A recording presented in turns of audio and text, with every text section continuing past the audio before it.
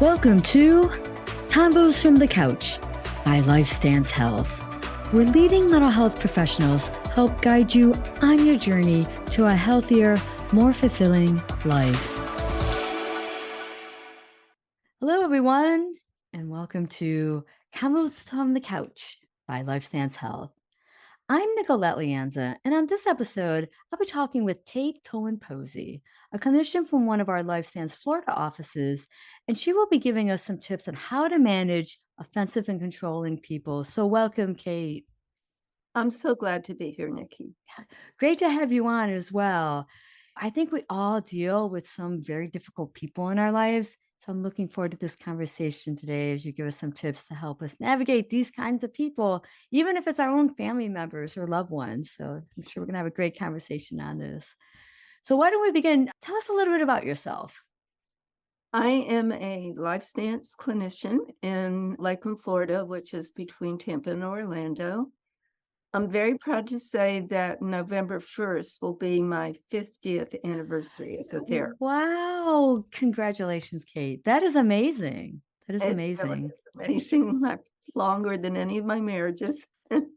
And so I developed this back in the last century. I was in a mental health center doing a group for sexually abused teenagers, and they did not want to talk about their abuse. They wanted to talk about drama, all the high school drama. And I had started doing this on my own, like in the 6th grade. A boy called me names, and my mother said, "He just wants to be your friend." And so next time he called me a name, I said, "Oh, my mom says you just want to be my friend." Guess what happened? Did you guys become friends? He became my friend. Wow. So Wow. when I was doing the group for teenage girls, I started codifying what I was doing and wrote a couple of books and all that good stuff. Great. So you definitely carry with you lots of experience for this Yeah. topic to Yeah. share. So can you tell us what constitutes offensive or controlling behavior? And what are some common tactics that offensive people use to assert their power over others? Sure. So the offensive behaviors are if somebody says, "It's your fault that XYZ happened," what are they doing? They're blaming. Yeah. If Yeah. they say, "Oh, you're doing everything wrong," what are they doing? They're criticizing. These are Hmm. offensive behaviors. If they say, "You're wrong about XYZ," what are they doing? They're disagreeing. So common offensive behaviors are accusations. You never blaming, criticizing. "You're such an idiot." What's that one? Name calling. Yeah. Yeah. You're hitting all the labels here and all the categories. Now, controlling behaviors are a little more surprising because we all do them. So if I say, "Nikki, you should do blah, blah, blah," what am I doing? I'm giving advice. Okay. Or if I say, "You really need to understand," I'm trying to convince you. So other ones are demanding, like, "You better," and interrogating, "What are you doing? Why are you pouring the..." I don't know. I had a client yesterday complaining about his 14-year-old stepdaughter questioning everything he did. And "You better," that's a threatening thing, that's trying to control, threaten. And here's one we all do, is defending yourself. When you defend yourself, it's actually controlling. You're trying to get somebody to see your point of view. Okay. And here's another one that I'm not a fan of. Many people believe in it, but apologizing. You're trying to get people to forgive you. Good point. Good It's point. much better to admit what you did wrong. Mm-hmm. So those are some of the offensive controlling behaviors. So thank you for those. And as we dig in Mhm. the weeds a little bit more, what are some ways to respond to some remarks like, I can talk to you any way I want. I'll make sure no one's around to hear it. Give us some tips on how to handle those kind of remarks.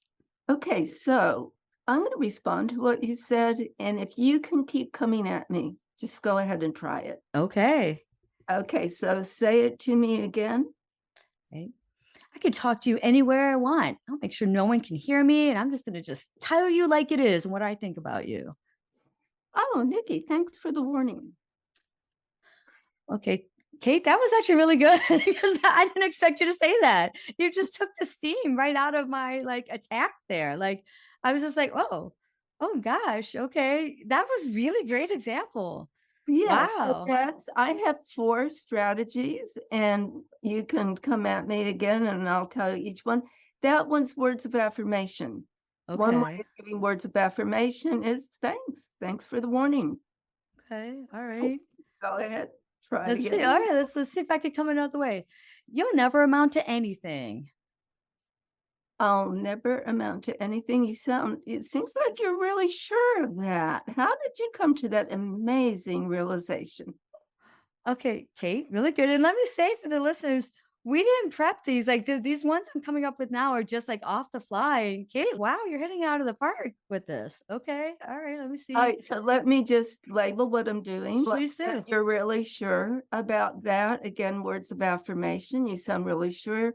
I'm also doing a very special kind of active listening, which is to label their verbiage. You sound very sure of that.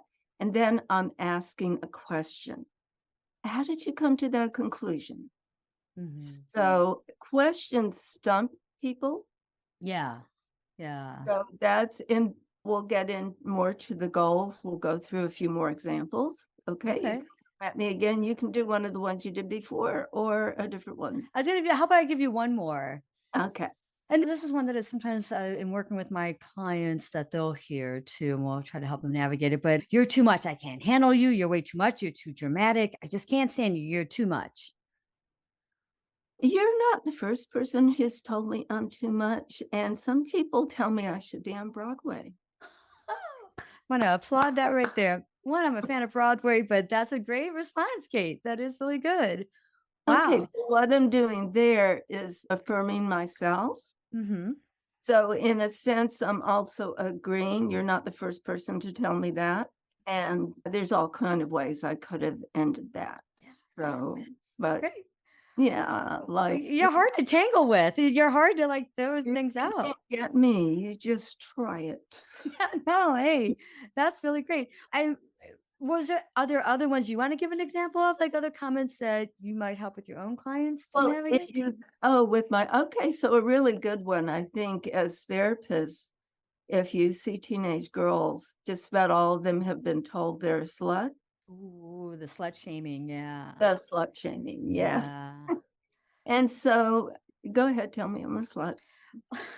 Oh, no, tell me everybody thinks I'm a slut. Okay. All right. All right, Kate.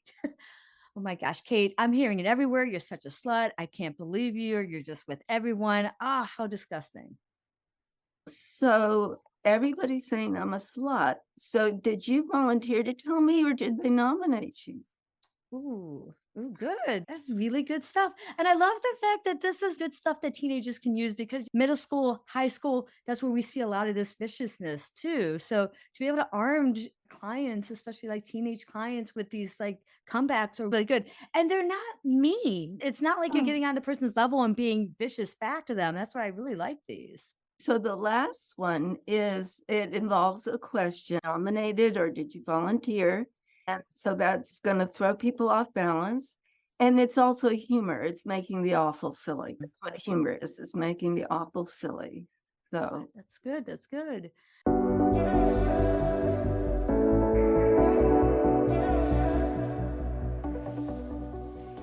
Tell us about some of the common communication strategies that you use. Tell us more about that.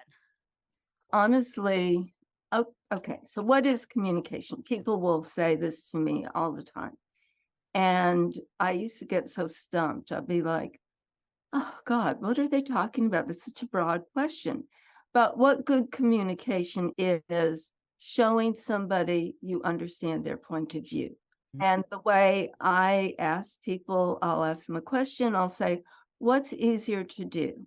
Get your point across or to understand what somebody else and show them that you understand their point.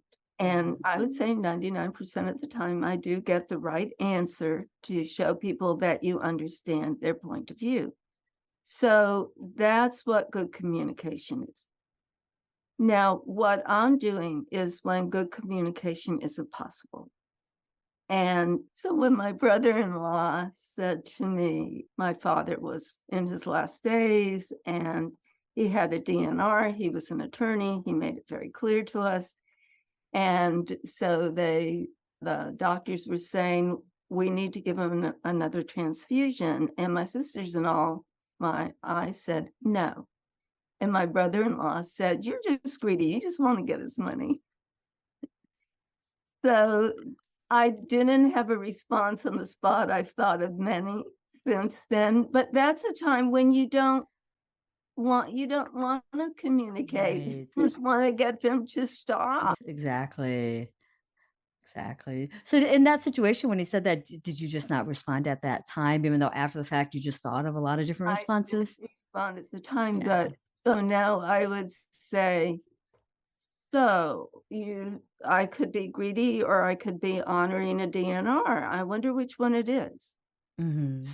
Oh, and the thing is, it really helps me and many people, even if they think of what they could have said like years ago, it just really helps to think of that. So that one is, I'm agreeing in theory. Yeah, I could be greedy, and then I'm giving another possibility, which is a little hypnotic, or I Mhm. could be honoring a DNR. I wonder which one it is. I wonder questions are great. They plant seeds.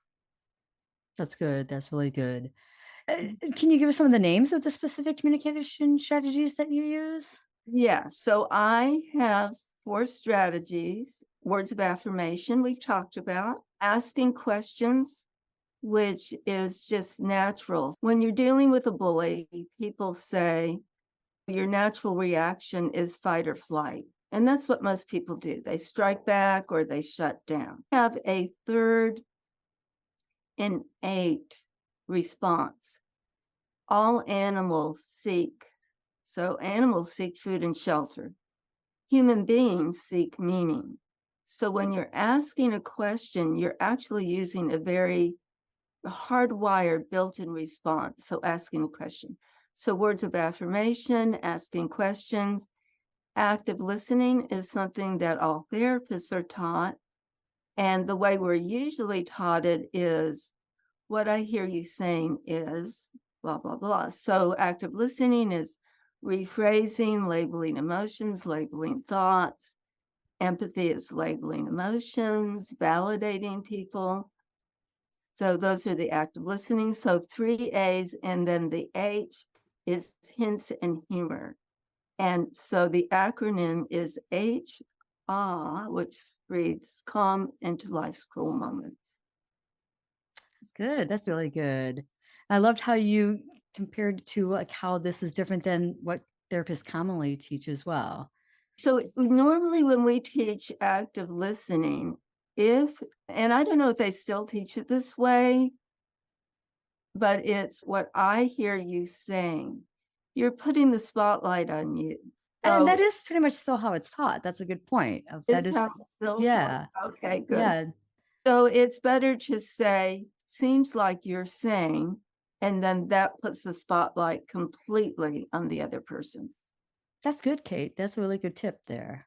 So that's That. one way that this is different. Just checking my notes to make sure Yeah. I'm not missing anything. So in standard assertiveness language that therapists just love to teach is, I feel XYZ. I want you to ABC, and I'm willing and not willing to blah, blah, blah. Okay, so we teach clients how to assert themselves. So I think it's much better to sneak in what you want.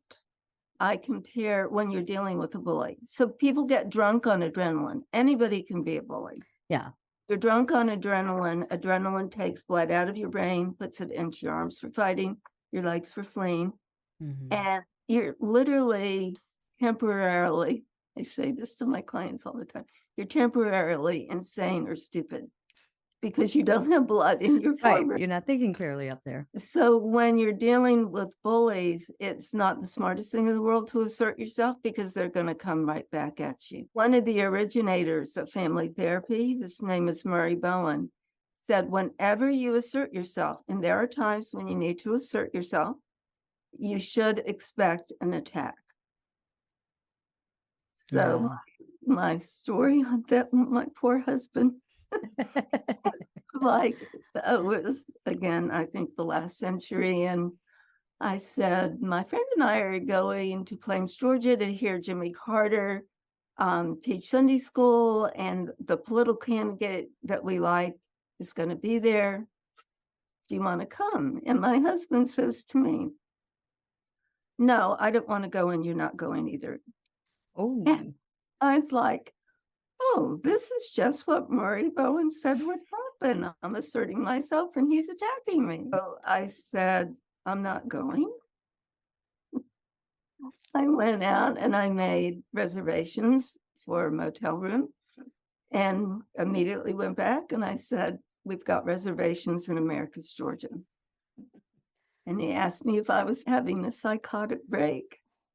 So I was really impressed that he knew the right terminology. He's not a therapist. And I said, I usually only go crazy when I haven't had a good night's sleep. And I slept really well last night. That's good. That's good. That's sneaking in a defense, but I'm not outright disagreeing with him. Right. And then he said one more thing to me. And then I'm carrying my bags out.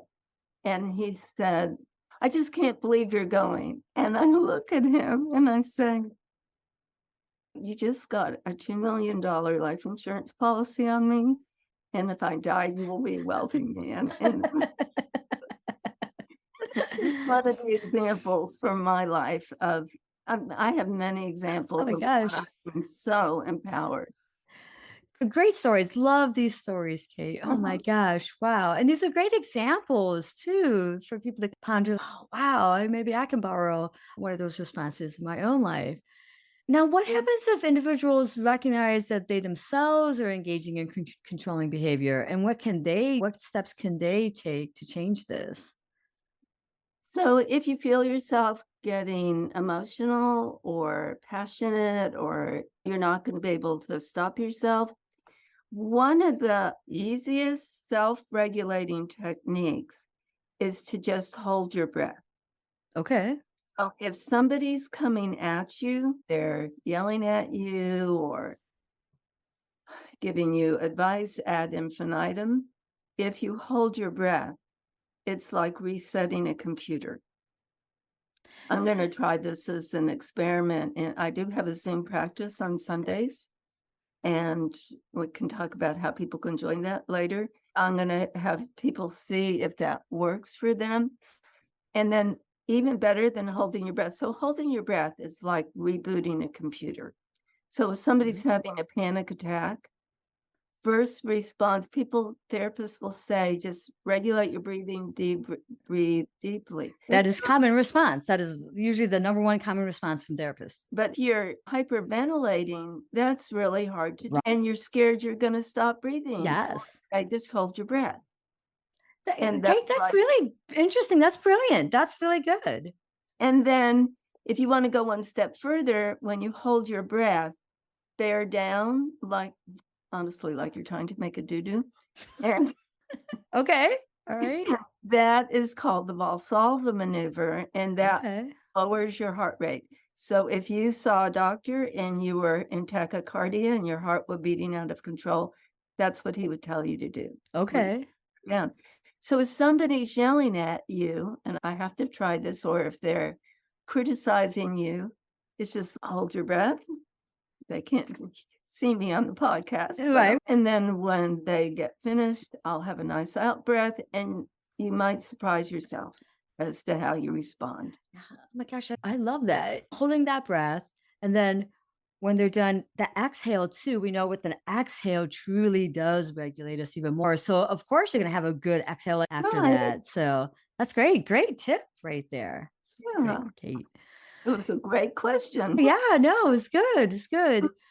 So here, tell us, where can people find more information on all this? I do have a book on Amazon called Bully Proof. And for therapists, it's teach clients to empower themselves without overpowering others.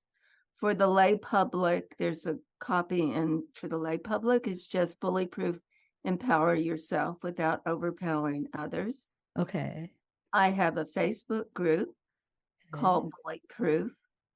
And I wish more people would post examples of how they've been bullied. People don't, but from my Zoom practice, I post on there every week, like a little digest of some of the comments we've dealt with.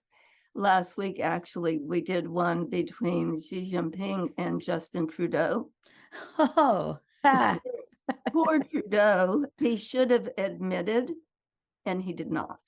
So Xi Hmm. was upset because the press leaked, Right. and I forget what he did, but the response that we came up with is, yeah, you're right. The press did leak, and your press is much more disciplined than ours. Yeah, get a great answer. But Justin Trudeau and Right. I are not Right. buddies. You'd make a great advisor for him, though. I would say that. Yeah, the Facebook group, you're on Facebook and you can just do Bully Proof, and you can always do my name. I have some YouTubes, Cohen-Posey, and there's one for children and one for just helping people regulate their emotions. All mammals help each other regulate, and mammals do it more by touching and nuzzling, but we do it with active listening, words of affirmation, asking questions, and hypnosis and humor. So that's several ways. Gosh. Kate, thank you. This is a delightful conversation. I love the fact that we can just very freshly role play, and you gave such great responses as examples. So thank you for sharing all your knowledge with us today. Oh, I just really enjoyed it. I'd also like to thank the team behind the podcast, Jason Clayton, Juliana Whitten, and Chris Kelman. Take care, everyone.